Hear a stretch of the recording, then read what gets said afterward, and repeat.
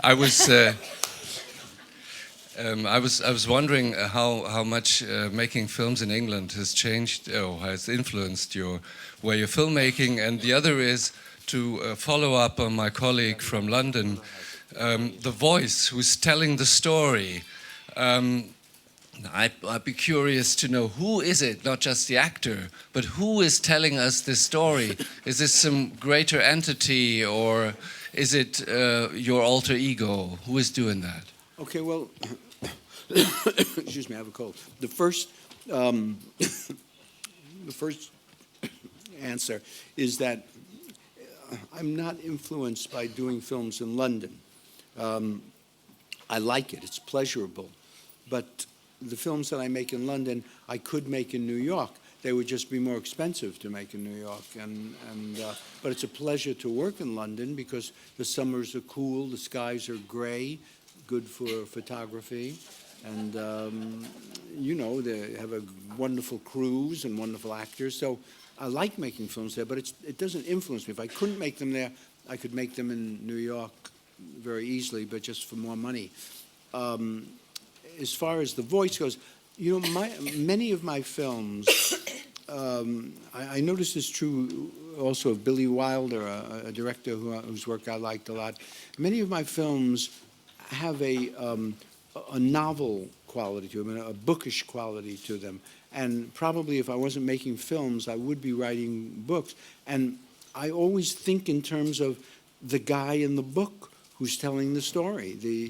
You know, I'm just used to it. When I was a cabaret comedian, I came out and I spoke to the audience, and I always think in my films, not that every one of them has a narrator, but many of them do, because I always think, I never think of who it is, but I always think that there is some omniscient presence that tells the story, and it makes me feel comfortable, and maybe I should have written books and not films, I don't know. But it's the omniscient narrator. The lady here, the gentleman there. Hi, I'm Fulvia Caprara from La Stampa, Italian newspaper. I'm here. Hi. I wish to know, we were talking before about that, but before that there is to become older. And I think that in this film we speak about this theme too. And I wish to know from you something about getting older. Thank you. Oh.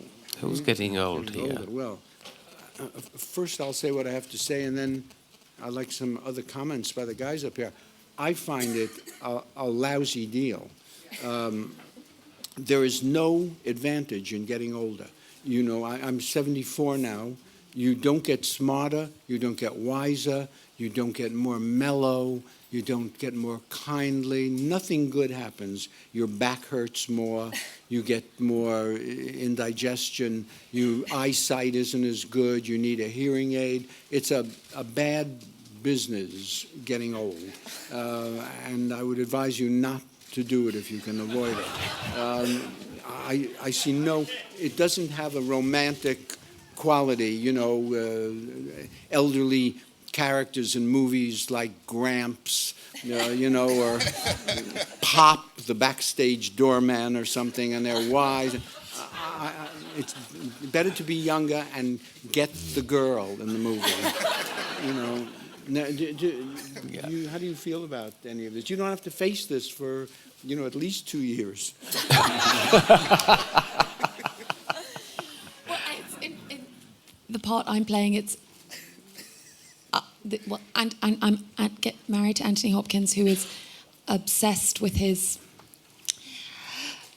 age, and he thinks he feels younger than he is, and he meets me, and it's an embodiment of sort of youth and where he thinks he should be. And I have absolutely no problem with, you know, huge age gaps in relationships, but I think you hope as you get older that I think you get wiser, and that I think to be in a relationship with someone a lot younger, because that's how you'd like to be, is kind of unevolved. So I think, Okay, yeah. well, he dumped you Ladies in to the the movie rescue. to go with her. What is your feeling about that? Well, I'm just hugely grateful at the age that I am that I'm still working. And that's a wonderful thing about this profession, that we can keep working as long as we keep our marbles. And essentially, I don't feel much older than I was when I was 30, but obviously I look older than I am. And I'm just so thrilled that this part came along for a mature woman of un certain âge.